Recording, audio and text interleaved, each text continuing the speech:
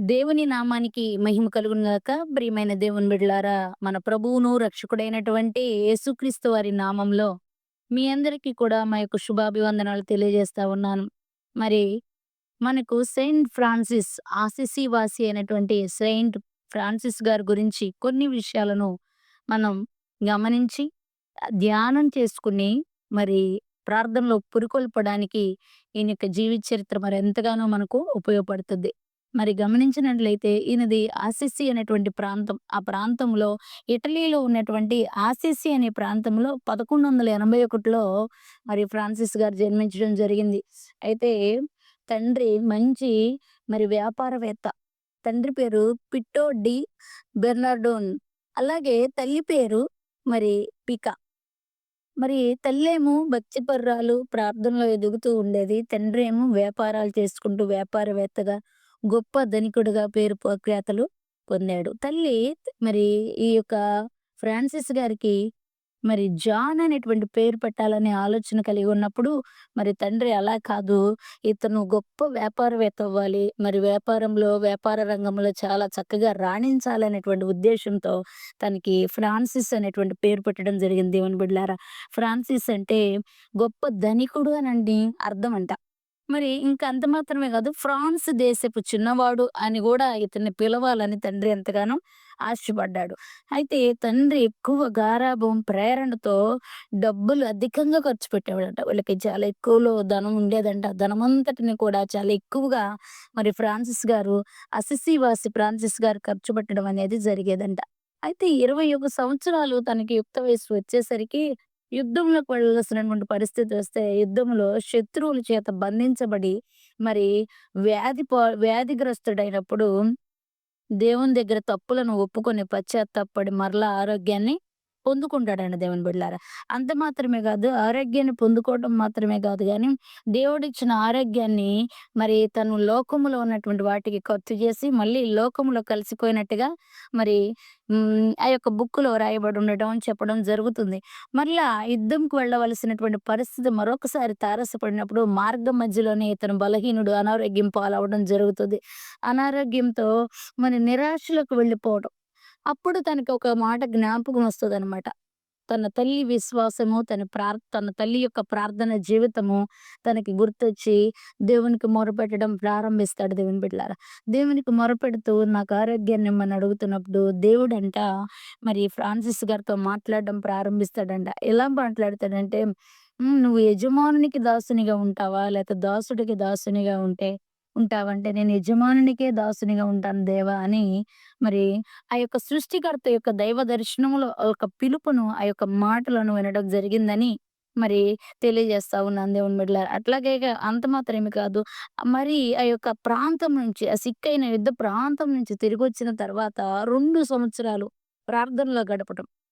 2 సంవత్సరాలు ప్రార్థనలో గలిపి పూర్ణుడిగా మారాడంట. ఎంత ఆశ్చర్యమైనటువంటి విషయం. నిజంగా ఇప్పుడు ఎలా ఉంటున్నాయంటే పరిస్థితులు, దేవునితో ప్రార్థనలో గడపటం లేదు. దేవుని మీద ఆశ పెట్టుకోవడం లేదు. దేవుని పని కొరకు నిరీక్షణ లేనటువంటి జీవితాలు. మనం చేసే ప్రార్థన మీద మనకే నమ్మకం లేనటువంటి పరిస్థితుల మధ్య మనం బ్రతుకుతా ఉన్నాం. ఎందుకంటే ఏదో ఒక రీతిగా మరి మన దోషాలు కప్పిపుచ్చుకోవడానికి, నేను ప్రభు బిడ్డని అనిపించుకోవడానికి గబగబా వెళ్లి నీళ్ళలో మునగటం. ఆ మునగడంతో డ్యూటీ అయిపోయిందని మరలా తిరిగి లోకంలో కలిసిపోవడం.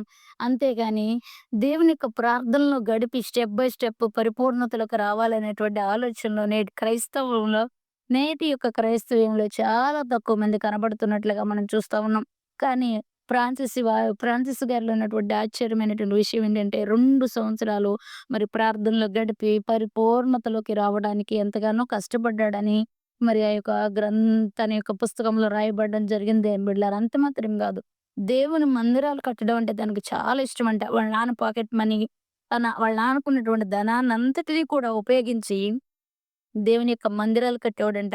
పేదవారిని జ్ఞాపకం చేసుకునేవాడంట. కుష్ఠరోగుల్ని జ్ఞాపకం చేసుకునేవాడంట. డబ్బంతా వాటికి ఖర్చు పెట్టేవాడంట. మరి చూడండి, బైబిల్‌లో చూసినట్లయితే చిన్న కుమారుడైతే తనకున్న ధనాన్ని తీసుకొని స్నేహితులతో కూడా వెళ్లి వ్యయపరుచుకున్నాడు. ఈయన కూడా రక్షింపబడక ముందు, దేవుడు తనను తాకముందు అలాగే వ్యయపరిచాడు. కానీ ఎప్పుడైతే దేవుడు తనను తాకాడో, దేవుని మందిరం పట్ల భారంతో దేవుని పని చేయడం మొదలుపెట్టాడు. ఎప్పుడైతే ఇతను దేవుని మందిరాలు కడుతూ దేవునిలోకి వచ్చాడో, భక్తిలోకొచ్చాడో, తండ్రికి తాను చేసేటువంటి ఏ పని కూడా నచ్చినటువంటి పరిస్థితి లేదంట. ఏ పని నచ్చట్లేదంట. అందుకని ఈ యొక్క ఫ్రాన్సిస్ గారిని గొలుసులతో బంధించి వ్యాపారం కొరకు మళ్ళా ఊరు వెళ్ళిపోవడం జరిగింది దేవుని బిడ్డలారా. అయితే వ్యాపారం కొరకు ఊరు వెళ్ళిపోయిన సమయంలో అయితే ఎంచుకున్న మరలా దేవుని పనిలో తను నిమగ్నుడైనట్లుగా మరి తెలుస్తా ఉంది. అంత మాత్రం కాదు, తన ఆస్తిని తన కొడుకు వ్యర్థంగా ఖర్చు పెడుతున్నాడని కేస్ పెట్టడం గూడా జరిగింది. మరి దిగంబరుడుగా ఉండేవాడంట. ఒక గోనె పట్ట కట్టుకునేవాడంట. చూడండి, మనకి కూడా బైబిల్ గ్రంథంలో మరి దిగంబరుడుగా గోనె పట్ట కట్టుకుని మనకి మత్తయి సువార్త 3 అధ్యాయం 4 వచనంలో ఒక వ్యక్తి కనపడతాడు. ఆయనే మన యోహాను గారు. ఇతని వస్త్రధారణ కూడా సేమ్ అలాగే ఉంటది అని చెప్పడం జరిగింది. మరి అందరిని ఇటుక అడిగి మరి పాడైనటువంటి ఆ యొక్క మందిరాలు ఏవైతే పాడైపోతా ఉన్నాయో, మందిరాల కొరకు ఎక్కువగా తను ప్రయాసపడినట్లుగా మరి రాయబడతా ఉంది. అయితే దేవుడు ఒకరోజు దర్శించి అన్నాడంట, "ఫ్రాన్సిస్, నువ్వు మందిరాలు కట్టడం కాదు గానీ, పాడైన మనుషుల యొక్క జీవితాలను కట్టమని" మరి దేవుడు మాట్లాడినట్లుగా తనకి తెలిసింది.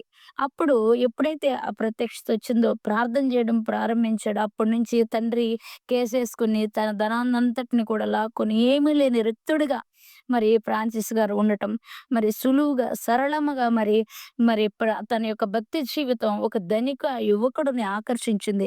ఆ ధనిక యువకుడు బెనార్డ్ అనేటువంటి ధనిక యువకుడు మరి ఇతని యొక్క బోధనల ద్వారా, ఇతని యొక్క లైఫ్ స్టైల్ ద్వారా, ఇతని యొక్క సౌమ్యత్వం ద్వారా మరి దేవుణ్ణి అంగీకరించాడు. మరి 40 రోజుల పాటు రొట్టె పెట్టి మరి ఫ్రాన్సిస్ గారిని పోషించాడంట దేవుని యొక్క బిడ్డలారా.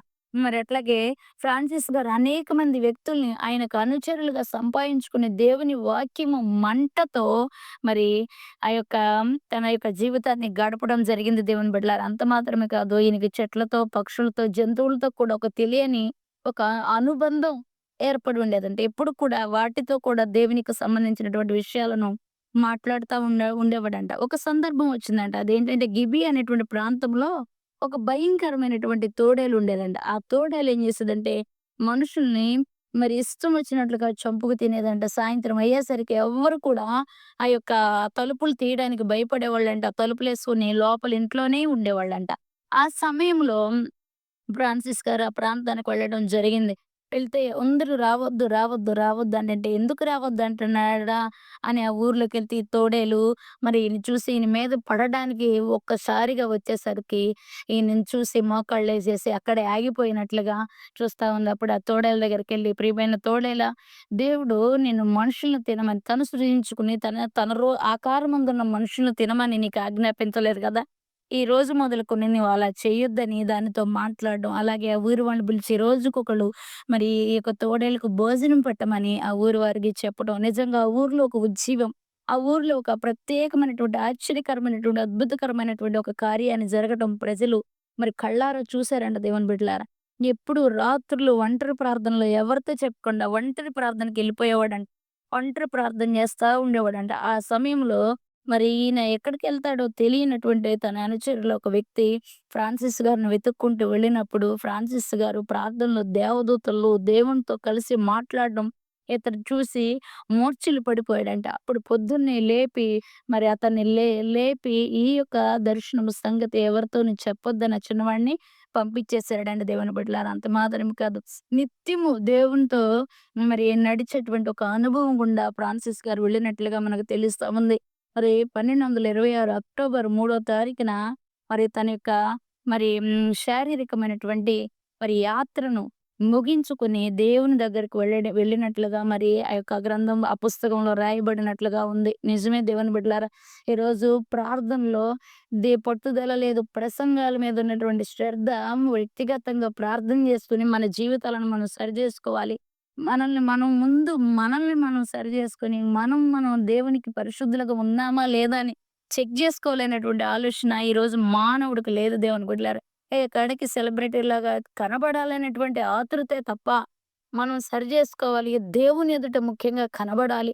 దేవుని ఎదుట కనబడి, దేవుని ఎదుట కనబడుతూ ఉన్నప్పుడు, దేవుడే అందరికి పరిచయం చేస్తాడనేటువంటి ఆలోచన లేనటువంటి చాలా ప్రార్థనలో వెనకబడిపోయినటువంటి పరిస్థితుల్లో మనం ఉంటున్నాం గనక, మరి దేవుడు మాట్లాడుతా ఉన్నాడు ఫ్రాన్సిస్ గారి ద్వారా. మనము ప్రార్థనలో మండుతా ఉన్నప్పుడు, అది ఎంత క్రూరమైనటువంటి పరిస్థితైనా, క్రూరమైనటువంటి బలహీనతైన, శ్రమైన, ఇరుకైన, ఇబ్బందైన నీ జీవితాన్ని, నీ ప్రార్థనే నీ జీవితాన్ని ఒక మలుపు తిప్పిద్ది.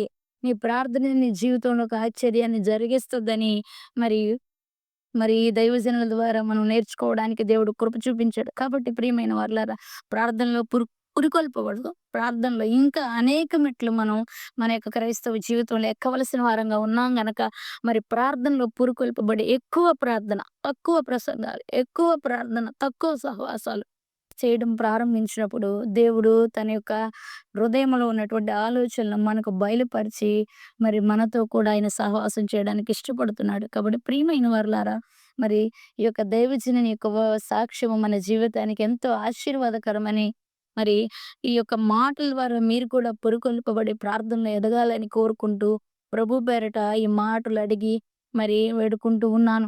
ఇంతటితో నా మాటలు ముగిస్తూ ఉన్నాను. మరి ప్రైజ్ ద లార్డ్.